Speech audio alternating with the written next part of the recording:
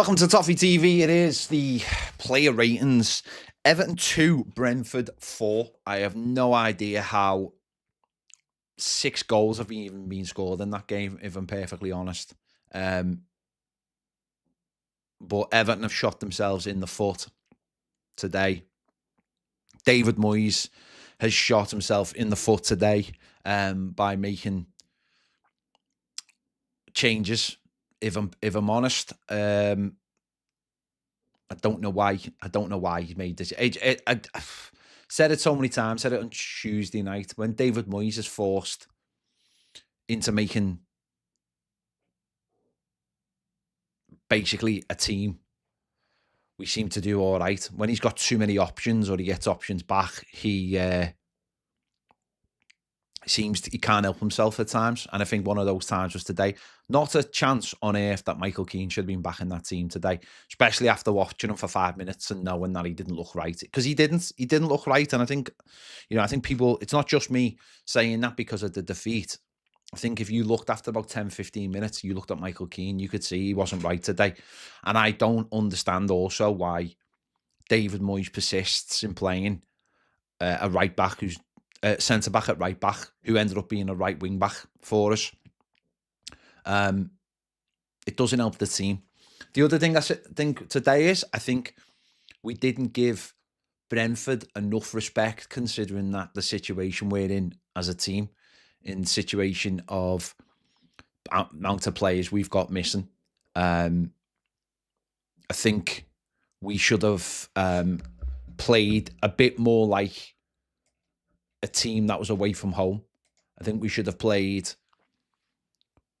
like we did when we played Forest at home. A little bit like we did just, on Tuesday night. I think one of the biggest problems of playing Hill Dickinson is that we play like we're an offensive team and we're not a very good offensive team. And it seems to leave us wide open. And now that's the third time that we've conceded more than 3 goals at Hill Dickinson, which I find to be ridiculous. I think the home record for David Moyes since he's come back has been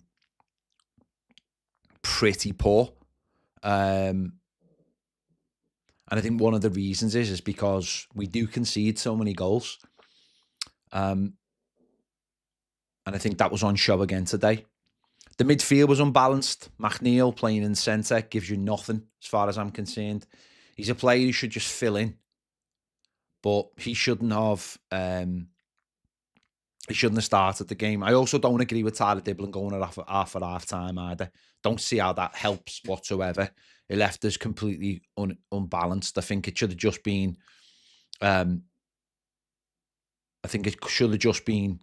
Beto coming on for Dwight McNeil, really. If anything, and we go with what we've got. It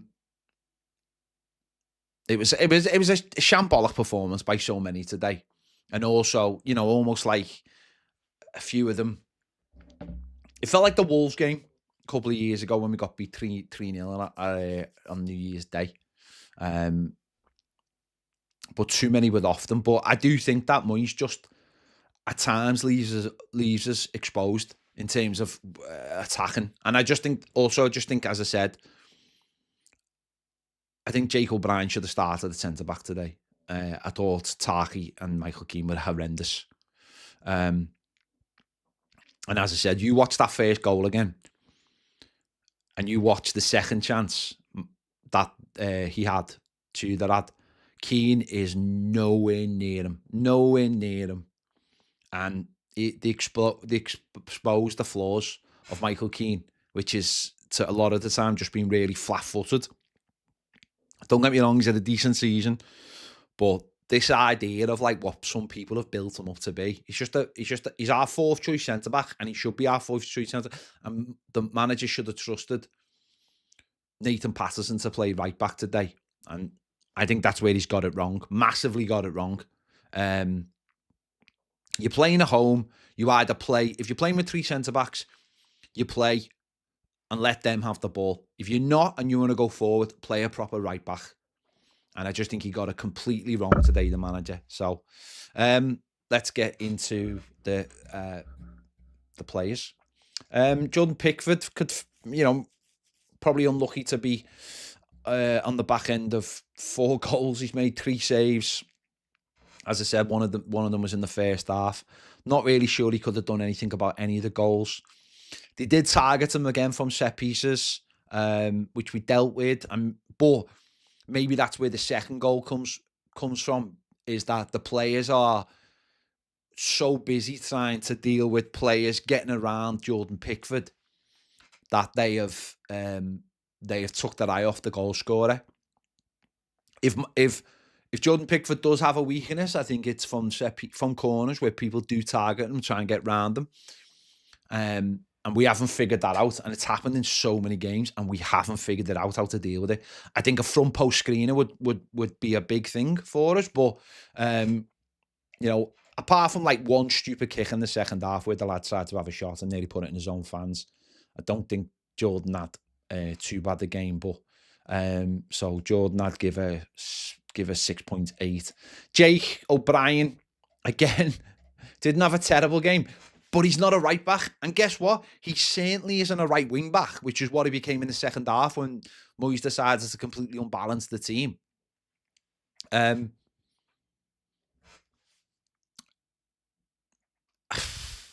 Yeah, I mean, listen, I just don't understand why he wasn't playing centre-back. I can say that all day. I think Jake, when he's played centre-back, has been great. And the other night, yeah, it was perfect for him, but I think he would have been all right tonight.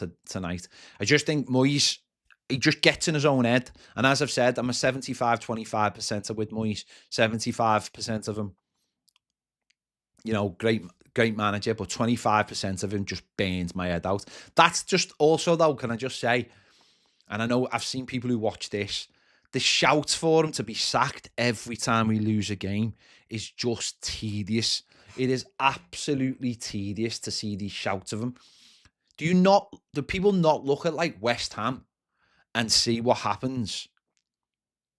Did he not see of when you haven't got a stable team? Yes, Everton, we are where we are. We've won games and we've lost games, and it'll be like that for the rest of the season. We know where we need to improve, and right back is the number one place for me, and left back. But can people stop with this knee-jerk reaction? Listen, if you don't like David Moyes or like his style of football, fine.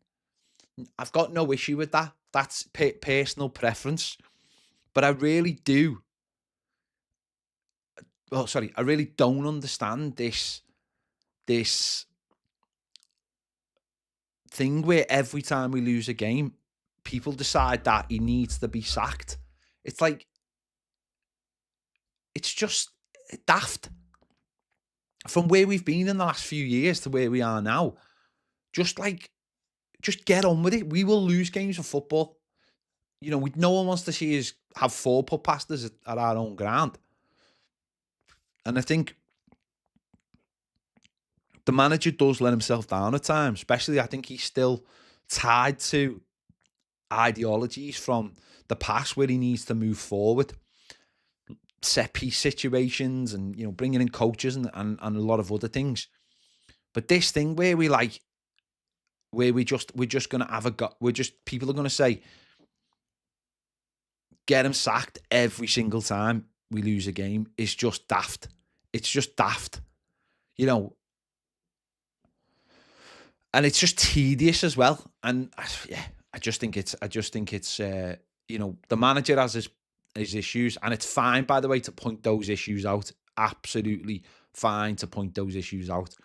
You're allowed to say, you're disappointed with the manager. You're allowed to say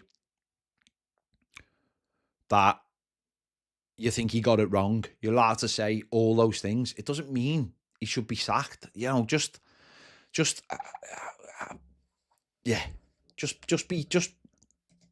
calm down. And I know there's people who watch this who have seen saying it, and it's just, were you saying that on Tuesday night when he's just, put together a brilliant win away at Forest? It's just, let's just see how the season plays out. Anyway, back to Jake O'Brien. listen, we need. It's so frustrating to see exactly what we need. It's so frustrating to see that we need a right back, and for it to be there and not to be able to go and get one in the market. And I know it's the sensible thing is to wait till the end of the season to get the one you want, but when you know there's still half a season left and there's a player there that you know needs replacing, it's very, very frustrating. It's very, very frustrating. And I know all the sensible people, I know all the sensible people will look at it and go, leave it to the end of the season. We're all right. Blah, blah, blah. Oh, it's so annoying because you can see that if we had two fullbacks who got forward and helped push on. Because I think, look at like today, Diblin is like in his own half or just over past the halfway line most of the half because Jake O'Brien isn't going up the pitch. He isn't going up the pitch. You know, there's his heat map there. In the first half, he wasn't going forward at all. In the second half, he had to go forward because he was playing like a right wing back. He was playing that whole right-hand side. Yes, Maitland Rowe was coming over, but that whole right-hand side was having to deal with it. And he has got further forward. But if we had right backs that supported full-backs that supported our wide men, we could get more and more of those crosses in that we saw from Jack Grealish today, and we could be scoring more goals. We've got two massive centre-forwards who are both decent in the air, and they've shown that today. Because Jack put the ball in the right areas. A lot of the time, the crosses come from a little bit deeper, and we don't necessarily get them into the right areas.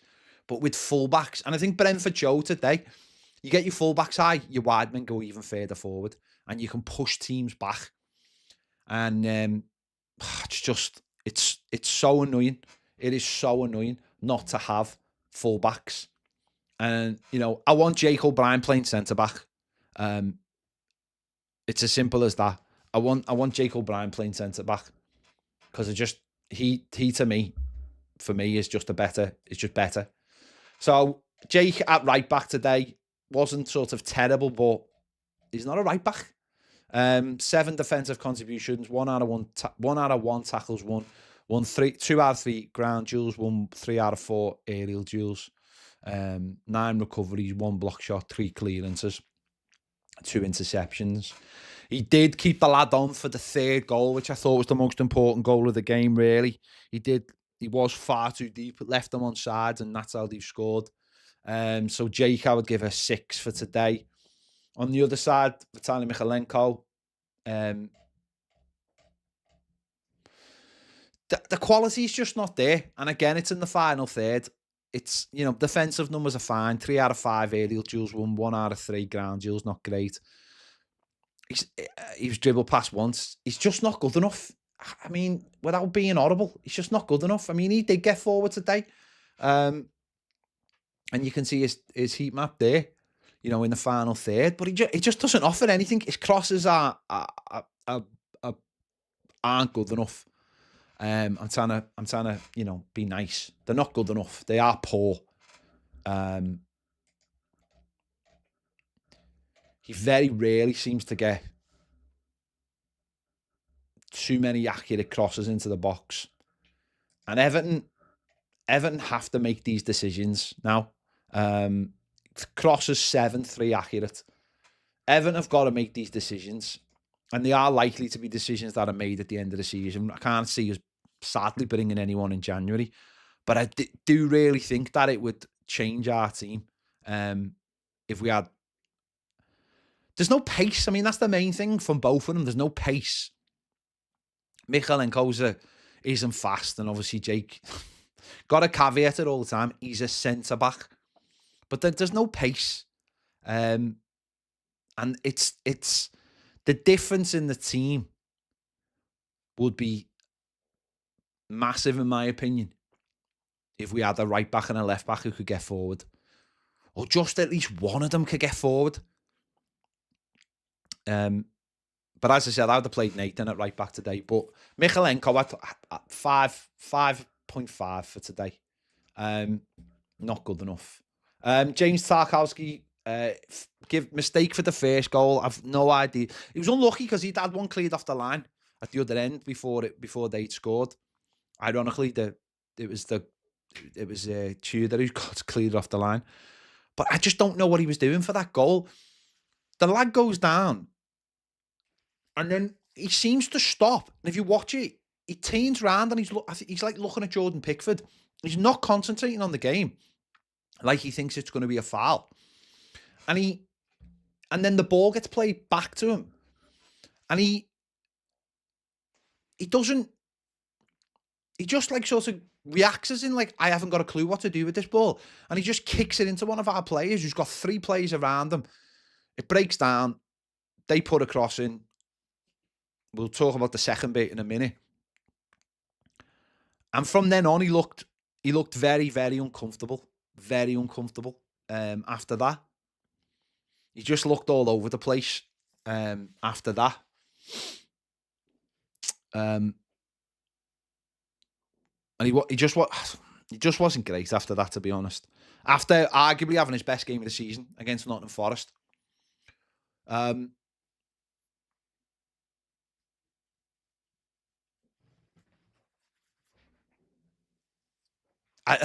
I just mention something in the comments, right? Listen, it's got none of these comments, none of these ratings about players, whether I like players or not, right? Vitaly Mykolenko is not good enough for Everton Football Club. If you think he is, then I think you need to maybe look at some of the other players who play a fullback position in the Premier League. He offers nothing that a modern day fullback offers. That's my opinion, right? Not to do with being personal. Why would it be personal? He is not good enough, in my opinion. He's not a modern fullback. He's like a centre-back. It's nothing to do with defensive stuff. It's to do with attacking stuff, because that's what fullbacks do now. They attack. I very rarely mention defensive stuff when I mention fullbacks, because a fullback's job now is to go forward. Very rarely to defend.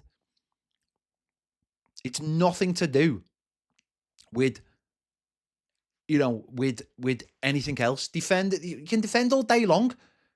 Great. Everton seem to ship goals for fun at times. So listen, if you want fullbacks who all they do is just sit back and don't do anything, great. You're never going to have a good team. Go and watch any of the good sides and watch it. Watch Brentford today and look at their fullbacks. Their best form of defence is attack.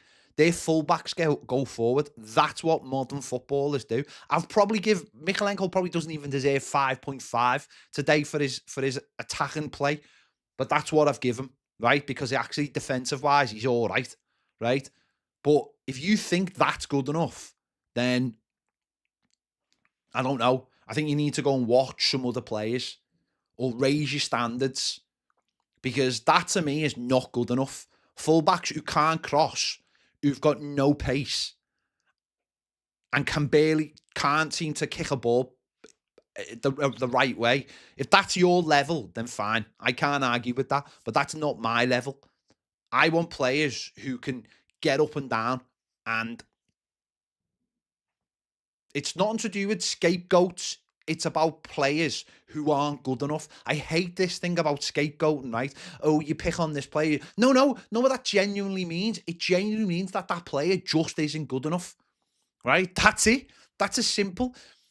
Players genuinely get not picked on, but get pulled out over other people because they're not good enough. And that's it. That's it. I tend to look at the players who aren't good enough rather than look at good players who just aren't in good form. I tend to look at players and say, do you know what? They're not good enough for our football club. And I know we live in an age where you shouldn't, but I don't get personal. I'm never going to go, he's this, he's that. If I don't think someone's good enough, right, then that's going to be my opinion. And I don't think in the modern game, we either of our fullbacks should be starting fullbacks. Dead simple. Dead simple. I also don't think Michael Keane should be starting in the Premier League. And there's been plenty of games this season where James Tarkowski have gone, maybe he's coming towards. Because if you want to be a good team, you have to move away from this level of player. And it's just because someone's like, oh, yeah, why? Because they ran around a bit. Because I just feel like sometimes people's standards are on the floor sometimes. Dead simple. And when it's consistent, because someone like Michalenko, I've never gone, wow, he was amazing today. I might go, sound today, no issues, had a decent game. But I've never looked at Michalenko and gone, wow, he was absolutely amazing today. Dead simple. Dead simple. So Michalenko got a 5.5. Why? Because he wasn't very good today. Dead simple. It's a player ratings. I'm going to rate every single player. So stick with me. There you go. Tarky standard today was he was just, as I said, he was just poor. He was poor, giving the first goal away, and he never really recovered from that. The goal, the corner they scored, it's his man. The fourth goal, what are they doing? What are him and Keane doing? Like, why isn't one of them just standing on the halfway line? Why does it need every single? I don't care whether it's. I know there's this thing of like, well, if you're going to concede 3, you might as well concede 4. Why? It takes one player to stand on the halfway line. That's all it takes. Communication. So Tarky today, I'd give him a 4. Tarky today, he was all over the shop, and it started with him conceding the goal. Michael Keane, in my opinion, shouldn't have been playing today. Shouldn't have been playing. He was garbage. 1 out of 5 ground duels won today. The first goal, where is he for the first goal? I know Tarky's made the mistake. Tarky makes the mistake, but why aren't you dealing with the other player, the only player you've got to deal with, and you let him go? And then 10 minutes later, you let him go again. I thought Keane was abysmal today. Absolutely abysmal. He shouldn't have been playing. He didn't look fit. That's on the manager for me. That's on the manager. If he's not fit, why bring him back? You played him. The manager played him against Newcastle, and he wasn't fit, and we shipped 4. Well, Michael Keane was not fit today, and guess what? We shipped another 4. Is that a coincidence? And in the games following those games, Bournemouth, we got a point. The game before this. We got a clean sheet, and the game before this, we got a clean sheet. Keane was nowhere near fit today. There's not a chance on earth he was fit today, and I don't understand why the manager would play an unfit Michael Keane over Nathan Patterson. I really, really don't understand that. So I'm not having a go at Michael Keane as such. I thought he was dreadful today, absolutely dreadful.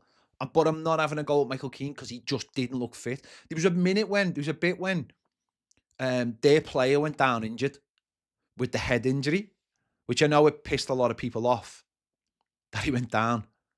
But that was the minute for me to just take Keane off, because I looked at him and he was I think he just didn't look right.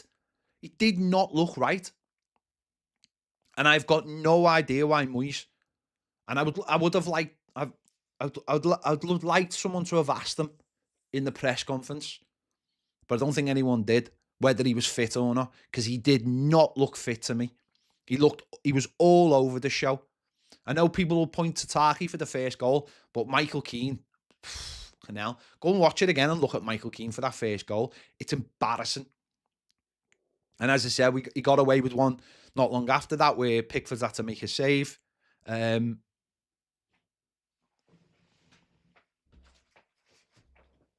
It was awful.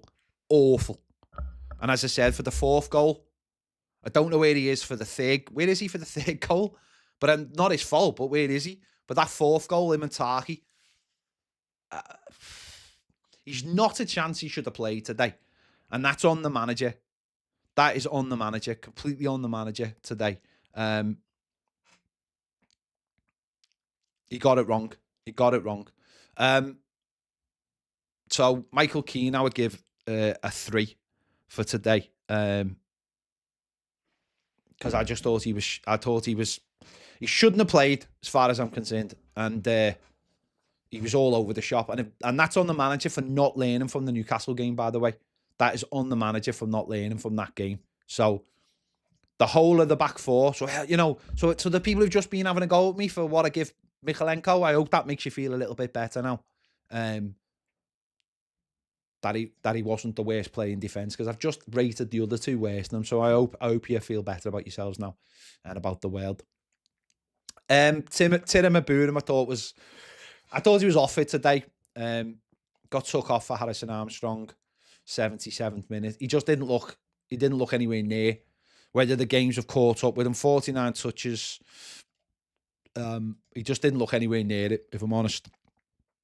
Won 3 out of 6 tackles, 2 interceptions, won 6 out of 11 ground duels, 1 out of 3 aerial duels. He just didn't look on it, if I'm honest. And again, I've mentioned this in my, you can just see his heat map there. So he is all over the pitch. I just don't think it worked. I think it worked a lot better the other night when we had 3 midfielders who could interchange. And James Garner could get forward and Tim could break forward. I just think it worked better. Whereas today you've got 2 sitting behind Dwight McNeil who isn't going to move. And I just didn't think that way. I just think we need 3 who can, and that's what Dewsbury Hall gives you, is 3 that can just, revolve.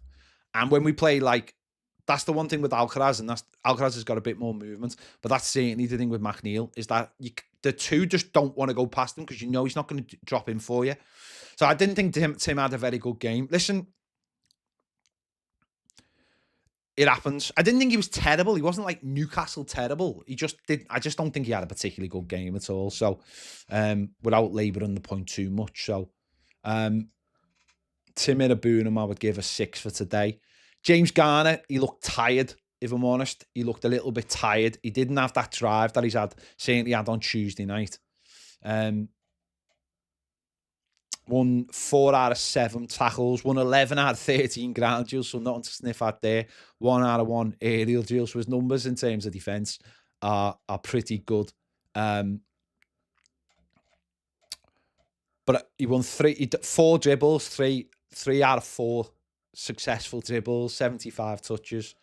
But it was just trying to break forward a little bit. 8 crosses, only 1 of them accurate. Accurate passes, 90%, 44 out of 49. But I'd like to have seen him in the final third a little bit. And I think it was only when McNeil went off did he start to really start pushing forward and start offering us something in the final third. Because he couldn't do that before because of the set makeup of the team. And that's maybe where someone like Harrison Armstrong or certainly Maitland Rowe can help. Don't think the manager trusts Maitland Rowe as yet. And they had so much more energy in midfield. They swamped us in midfield. They had so much more energy. And just players who Brentford have just been very consistent in the last few years. And the manager they've got now has just kept on moving forward with what Thomas Frank has been doing. We still look like a team full of square peg round holes. So James Garner, listen, I didn't think he was anywhere near as good as he was on Tuesday night, but that would be difficult. But I think he was pretty steady and he had a decent game again. And it's not his fault that, again, the players in front of him are not doing their job. So James Garner, I would give a 7 out of 10. Tyler Dibblin, disappointing, to be honest. I still don't think he should have been taken off at half time. I really don't. I don't think he should have been taken off at half time at all. I think the manager should have kept him on and kept the shape and just give him a bollocking and said, get yourself higher up that pitch, and said to Jacob Brien, start getting further forward. Tyler Diblin's problem for me today was he was playing too deep, far too deep. I mean, you just see his heat map there. I mean, it's non-existent. That's exactly where that big red splodge is. It's exactly where we all saw him picking the ball up in that spot, being far too deep and not being higher up the pitch like we've seen. Certainly we saw against Burnley. And I think the lesson he got today is that Brentford press a lot better than Nottingham Forest and Burnley do, and that there's much better players in the Premier League than Burnley and Forest players. And you're not always going to get all the time you want to get hold of it and move it. And that's the lesson. But I don't think Moyes should have took him off. I think he should have left him on for at least another 10 minutes. We could have gone 4-4-2. We had the balance. Take Dwight McNeil off. Go 4-4-2.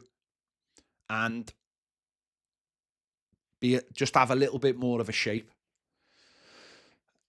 But he took him off. But I didn't think it was harsh as in. I didn't think he did anything. I just didn't want to see him go off. He didn't do anything, but that's sometimes just the way it is. 17 touches, one unsuccessful touch.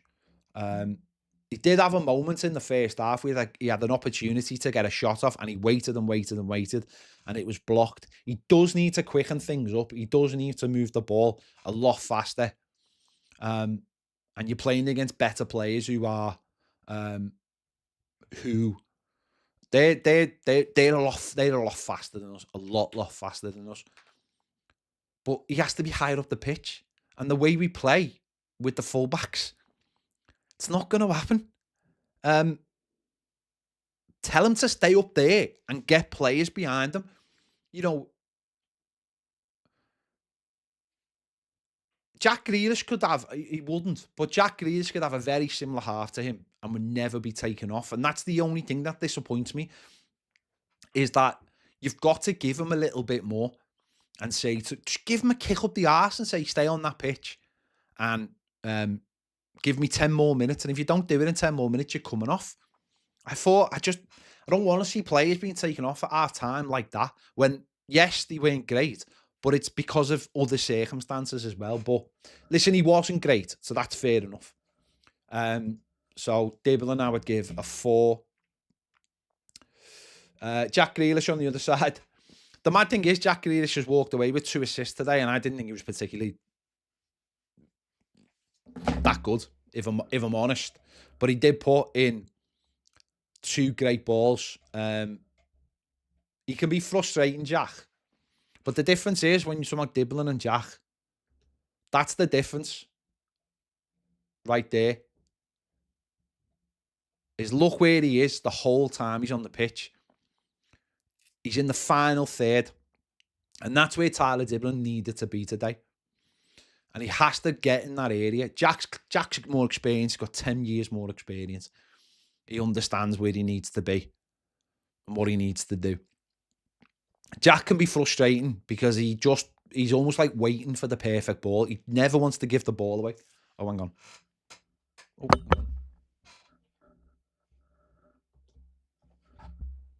hang on.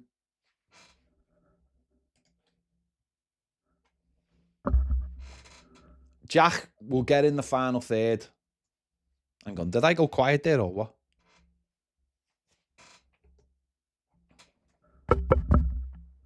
Okay.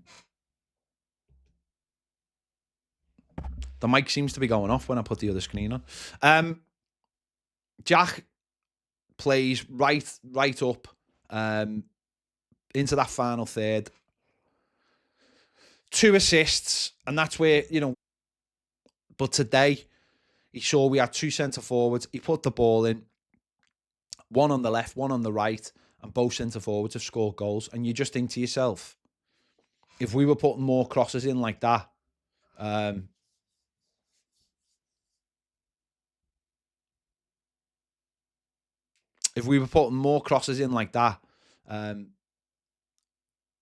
then we're going to score more goals. Barry's good in the air. Beto's good in the air. but we don't seem to put enough crosses in, and that's where we need those fullbacks. But Jack was a little bit frustrating today, but has ended up with 2 assists. I think they're his first assist, aren't they, since September. Big chances created, 1, 4 key passes, 3 out of 6 crosses. So he is frustrating at times, but one thing you can say about Jack is he does create chances, and it's up to someone to be on the end of them. Someone has to be on the end of them.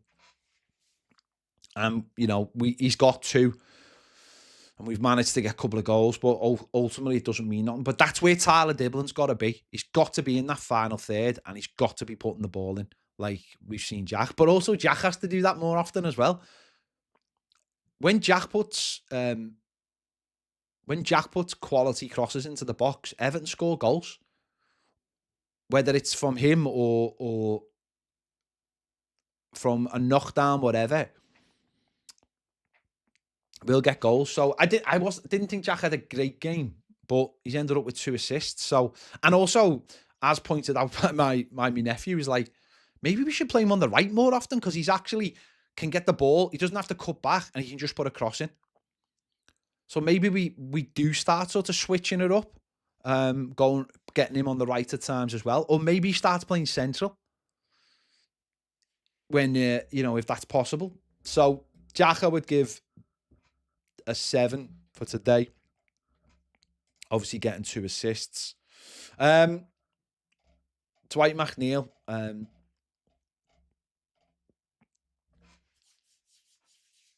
I just didn't think he'd done enough. I mean, passing wise, he was fine. 7 out of 8 passes completed.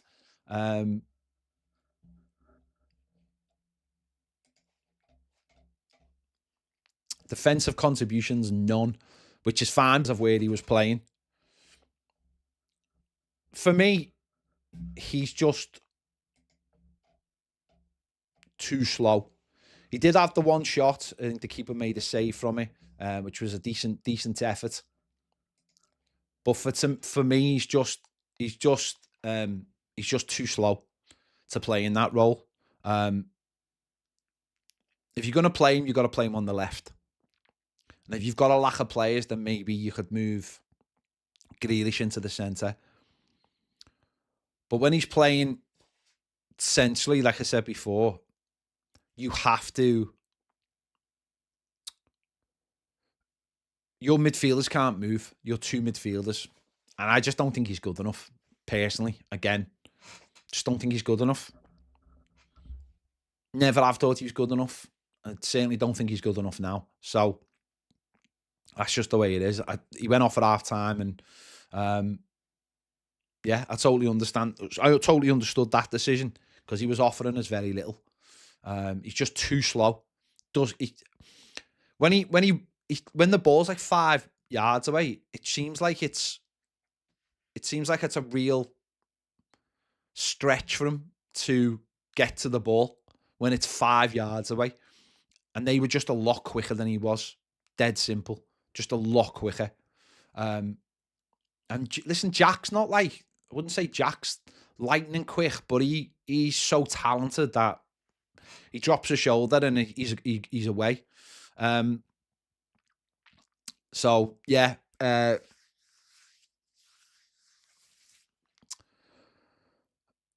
Dwight McNeil, I would give a 3.5. 4. And then Barry, who obviously got himself a goal, and that's really good that he got himself a goal. Although he didn't do that much in the first half. He was unlucky. He had a shot in the first half, and the keeper made a really good save. I think that was right at the end of the first half. That would have made it 1-1. It was a really good save. He had 2 shots on target. One went in. It was a good header for his goal. He didn't actually do that much in the second half, really. I don't think him and... It's funny because him and Beto both scored, but I don't think it really worked, putting 2 up front. Barry just seemed to do very little in the second half. Like, all the space he wanted to be in was taken up by Beto. I still don't think we quite know how to use Barry to get the best out of him, but certainly putting crosses in the box will help. It'll definitely help him. But he's got a goal, which is good. If there's a positive to come out of this game, it's that the two centre forwards have scored goals. If there is a positive, he's got back-to-back goals now, which is good, and hopefully he just keeps going from there. But we're still not using him as well as we can be. Put decent crosses in for him, and I think this lad will get better and better and better. And that's all you can do. Give him better service and hope that he sticks the ball in the back of the net. So glad he got a goal. Don't think he had a great game today. And as I said, second half I didn't think it really worked, but they both ended up with a goal. So which is yeah, the way it is sometimes. So I would give him a 6.5 for today's performance. The subs, obviously Beto coming on at half-time, got a goal. It was a good goal as well. Good cross, good header. Made that as well by charging the ball down, winning the tackle. Then it went out for a throw-in, and then we reacted from the throw-in. He did have an opportunity as soon as he came on the pitch, which just shoot. And then before the ball had even gone out, it's decided to start trying to G the crowd up. Mate, do you know what will G the crowd up? Getting a shot off while it was 1-0 and maybe scoring to make it 1-1. That would G the crowd up, mate. Just getting that shot off and seeing what happens. Keeping my palm it into one of our players. That would G the crowd up. He got his goal. It was a good goal. Listen, he came on. He done all right. He was one of those. It was one of those sort of Betos coming on as a sub that we saw last season. He had one shot.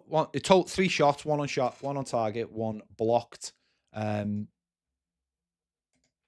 I think basically his enthusiasm got him that goal by winning the throw-in.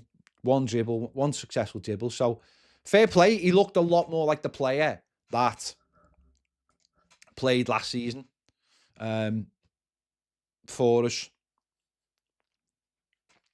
But he really, for me, should have only been the only sub at half-time. Just don't think it needed to be as drastic as it was, even though it was a pretty poor first half. So Beto, I'd give a 6.92. Mail and Roll came on at half-time as well. I don't think it was brilliant, but I think it's better to have 3 all-round midfielders in our midfield than 2 and then 1 who just sits in the number 10 role. He just, I don't know, since he come back from the injury, he hasn't quite been on it. He's a little bit lethargic. He's a little bit slow. Doesn't get up to, I think before he got the injury, or in the operation, he was getting, when he come on as a sub, he was getting into games a lot quicker than he seems to be doing now. 24 touches, one unsuccessful pass, 54% pass accuracy, which is, that's awful, really, isn't it? Absolutely awful for a player coming onto the pitch. Yeah, he doesn't seem to be getting up to speed quick enough for me. But I understand why the manager brought him on, because he does want those 3 players in midfield. So Mail and Roll, I would give a 5.5. And Harrison Armstrong could come on, and I think he looked all right. He's another one. He just has the difference between playing in the Championship and playing in the Premier League. I think for the first 5 minutes, you could see maybe he's just a little bit slower. But once he got up to the speed of the game, I thought he done really, really well. Accurate passes, 13 out of 13 accurate passes. 17 touches of the ball. I think he's a very, very tidy player. And I think there's a real opportunity actually for him. I know people will say, well, he'll go back to Prep. There's actually a really big opportunity for him to. I think he'll play in the FA Cup. I don't think he'd play Wednesday, but he might. But I think there's a real opportunity for Harrison Armstrong.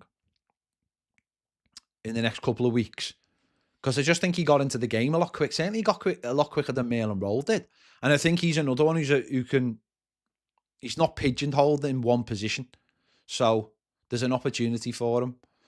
That'll be up to the manager to see whether he thinks he can whether he can do it. But I thought he looked good when he came on, in terms of just being sharp and being on it and playing clever little passes and just keeping the ball. So I will give Harrison Armstrong a 6.8 for his appearance. So yeah, listen,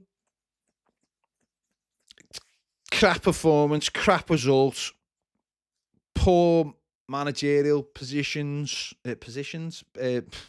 managerial decisions. Yeah, all Brentford's Christmases come at once for them, especially their centre forward, who hasn't scored since November. But he's playing against Everton, so anything can happen. So yeah, we need to be on it Wednesday. Wednesday will not be an easy game. Wolves will be organised. That's the difference in Wolves recently and Wolves before, is that they're a little bit more organised. So we have to be at it, and we have to, we have to get 3 points, really, because today wasn't good enough. So hopefully the team bounce back. They usually do under David Moyes, but we'll wait and see. So let me know your thoughts in the comments, and we'll have to wait and see. Obviously,